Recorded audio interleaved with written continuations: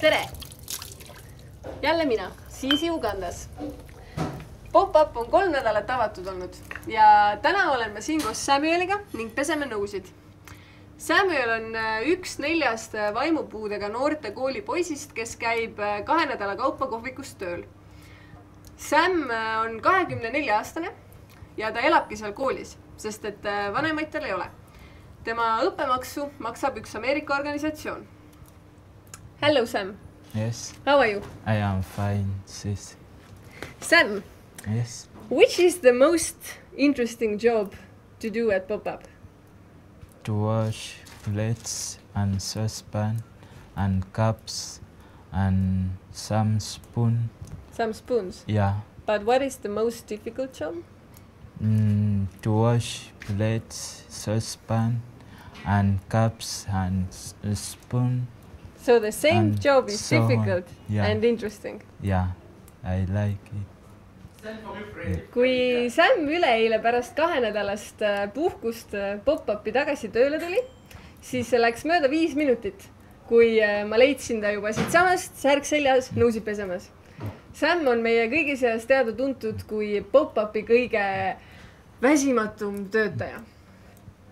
Sam, what did you do with your first salary? I bought the phone for 10,000 and the rest money I give to teacher to start for me bank account. Can I see your phone? Yeah. This here.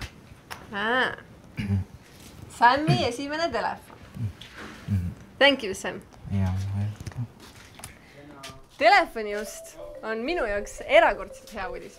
Sellepärast, et näiteks sellel laupäeval juhtus meil selline intsident, et kell 10 õhtul sain mina telefonikõne Pop-Upist. Et üks nendest samadest poistest polnud veel Pop-Upi tagasi jõudnud. Ta oli kell 7 läinud siit väravast välja, ütelnud, et ta läheb, ostab kõneaega telefonile ja siis tagasi ta polnudki jõudnud. Lõpuks tuli välja, et Isaac oli läinud peole ja meile ta seda ei ütelnud. Ehk siis ei jäänud muud üle, kui meie pidime hilisõhtustel tänavatel ringi luusima ja teda taga otsima ning ma käisin ka politseis ning esitasin raporti. Lõpuks ta muidugi jõudis tagasi, aga kuna tal telefoni ei olnud, siis meil oli hirmu omajagu. Samiga nüüd seda ei tohiks juhtuda. Nii meil siis lähebki. Vot. Aga lõpetuseks. Kuna kohvikul on kliente veel vähe, siis toodab kohvik kahjumit. Nädala käive on meil 200 eurot. Me peame seda kasvatama 5-kordselt, et kohvik jõuaks kasumisse.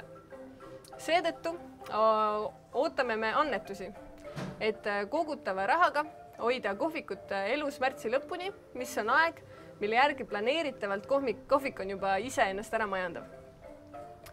Eelmises videos välja kuulutatud 3000 eurost on tänaseks kogutud 500, mis on umbes 16%.